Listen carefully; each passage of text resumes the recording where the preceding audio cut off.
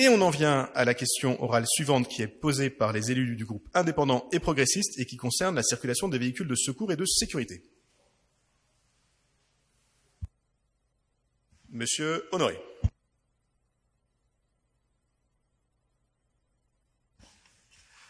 Oui, monsieur le maire. Qu'il soit bien clair que nous ne sommes pas pour le tout-voiture, parce que je craignais que l'on m'en fasse la remarque. Nous sommes pour le partage de l'espace public, piétons, voitures, vélos.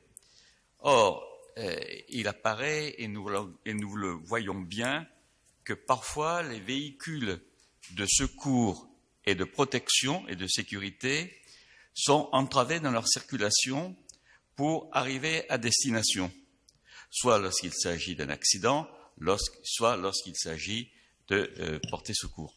Donc la question que nous vous posons, monsieur le maire, c'est de savoir si vous avez pris des attaches, que vous prenez systématiquement des attaches avec les services de secours et de sécurité dans le cadre de chaque projet de réaménagement de la voirie, quelles sont les contraintes et les difficultés qu'ils ont pu observer et les démarches exprimées et les demandes exprimées, pour faciliter leur circulation dans Paris.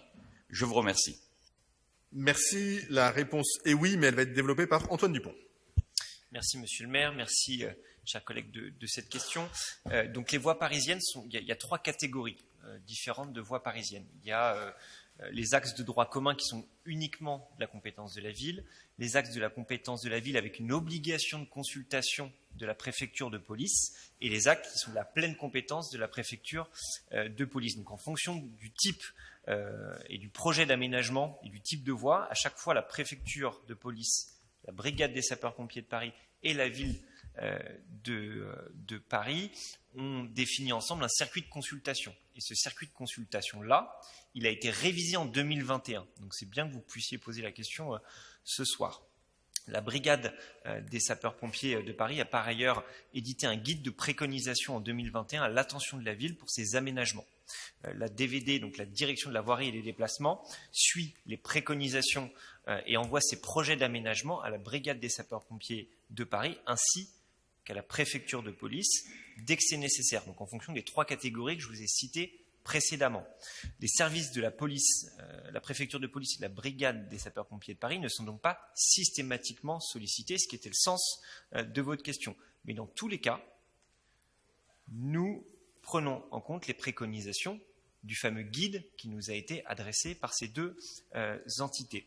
Dans le cas où la consultation de la préfecture de police et de la brigade des sapeurs-pompiers n'est pas obligatoire, mais que l'impact de l'aménagement est important, par exemple sur des grandes avenues avec le plan vélo et les aménagements qu'on va faire, la pratique qu'on a nous à la ville de Paris reste quand même de consulter à chaque fois ces deux entités. Par ailleurs, et c'est aussi, je pense, un peu ce qui est sous-jacent dans votre question, c'est sur la pérennisation des coronapistes qui engendre de fait une réduction de la place des véhicules circulants. Il est demandé par la préfecture de police et la brigade des sapeurs-pompiers que les véhicules de secours dans leurs interventions puissent emprunter les pistes cyclables pour à la fois avoir un accès direct, si nécessaire, au pied d'immeubles, mais aussi pour gagner du temps dans leurs interventions. Et c'est pour ça, notamment, que les pistes cyclables bidirectionnelles que nous faisons font 4 mètres de large.